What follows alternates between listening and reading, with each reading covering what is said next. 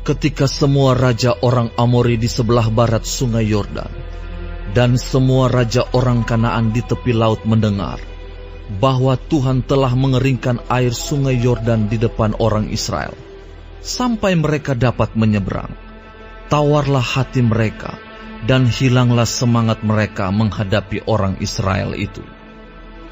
Pada waktu itu, berfirmanlah Tuhan kepada Yosua, buatlah pisau dari batu, dan sunatlah lagi orang Israel itu untuk kedua kalinya. Lalu Yosua membuat pisau dari batu, dan disunatnyalah orang Israel itu di bukit kulit katan. Inilah sebabnya Yosua menyunat mereka. Semua orang yang keluar dari Mesir, yakni yang laki-laki, semua prajurit, telah mati di padang gurun di tengah jalan setelah mereka keluar dari Mesir. Sebab semua orang yang keluar dari Mesir itu telah bersunat, tetapi semua orang yang lahir di padang gurun dalam perjalanan sejak keluar dari Mesir belum disunat. Sebab 40 tahun lamanya orang Israel itu berjalan melalui padang gurun, sampai habis mati seluruh bangsa itu, yakni prajurit yang keluar dari Mesir, yang tidak mendengarkan firman Tuhan. Kepada mereka itu, Tuhan telah bersumpah bahwa Ia tidak akan mengizinkan mereka melihat negeri yang dijanjikan Tuhan dengan bersumpah kepada nenek moyang mereka, akan memberikannya kepada kita, suatu negeri yang berlimpah-limpah susu dan madunya. Tetapi anak-anak mereka yang telah dijadikannya ganti mereka, mereka itulah yang disunat Yosua, sebab mereka belum bersunat, karena mereka tidak disunat dalam perjalanan. Setelah seluruh bangsa itu selesai disunat, maka tinggallah mereka di tempatnya masing-masing di perkemahan itu, sampai mereka sembuh. Dan berfirmanlah Tuhan kepada Yosua, hari ini telah kuhapuskan celah Mesir itu daripadamu. Itulah sebabnya nama tempat itu disebut Gilgal sampai sekarang. Sementara berkemah di Gilgal, orang Israel itu merayakan Paskah pada hari yang ke-14 bulan itu, pada waktu petang, di dataran Yeriko. Lalu pada hari sesudah Paskah, mereka makan hasil negeri itu, yakni roti yang tidak beragi dan bertih gandum, pada hari itu juga. Lalu berhentilah mana itu. Pada keesokan harinya, setelah mereka makan hasil negeri itu, jadi orang Israel tidak beroleh mana lagi. Tetapi dalam tahun itu, mereka makan yang dihasilkan tanah Kanaan. Ketika Yosua dekat Yeriko, ia melayangkan pandangnya. Dilihatnya seorang laki-laki berdiri di depannya, dengan pedang terhunus di tangannya. Yosua mendekatinya dan bertanya kepadanya, kawankah engkau atau lawan? Jawabnya, bukan, tetapi akulah panglima bala tentara Tuhan. Sekarang aku datang. Lalu sujudlah Yosua dengan mukanya ke tanah, menyembah dan berkata kepadanya, apakah yang akan dikatakan Tuanku kepada hambanya ini? Dan panglima bala tentara Tuhan itu berkata kepada Yosua, tanggalkanlah kasutmu dari kakimu, sebab tempat engkau berdiri itu kudus. Dan Yosua berbuat demikian.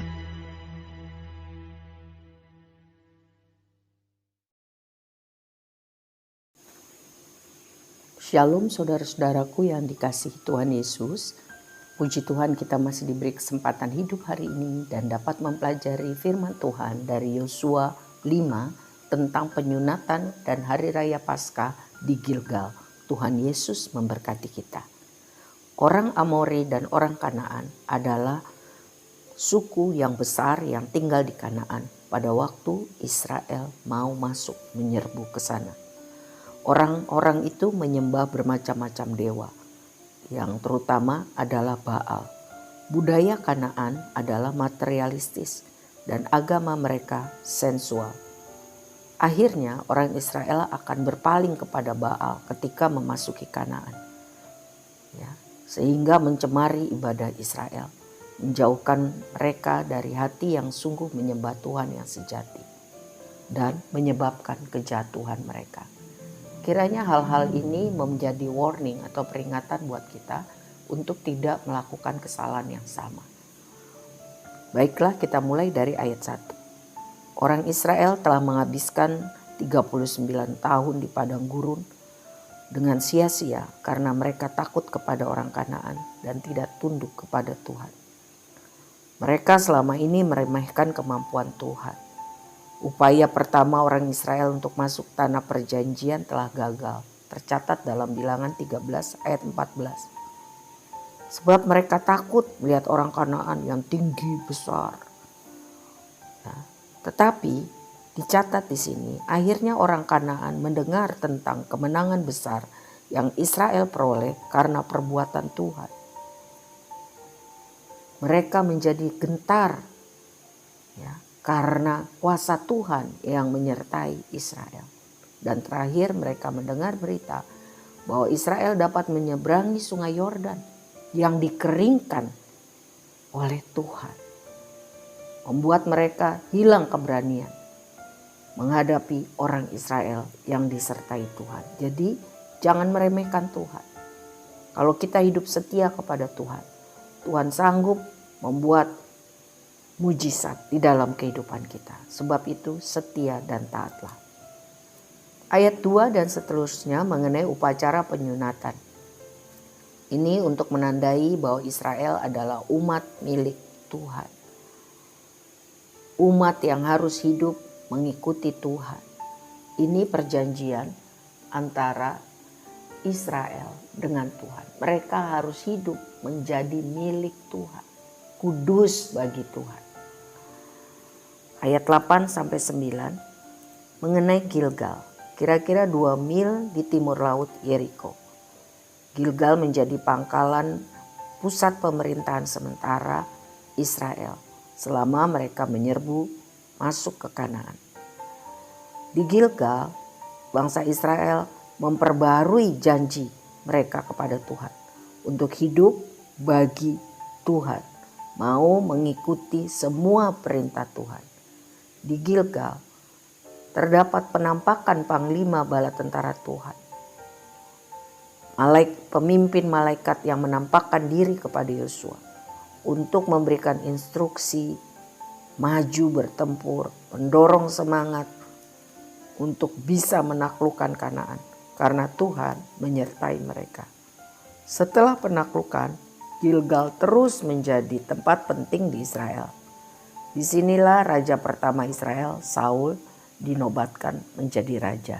Tercatat dalam 1 Samuel 14. Jadi saudara, bersama Tuhan, orang biasa yang sungguh percaya dan taat kepadanya dapat melakukan perkara luar biasa. Sekali lagi, bersama Tuhan, orang biasa yang percaya dan taat kepada Tuhan disanggupkan melakukan perkara-perkara luar biasa. Kiranya saya dan saudara kembali mengalami hal ini di dalam kehidupan kita, supaya segala hormat pujian bagi Tuhan sekarang dan selama-lamanya. Amin.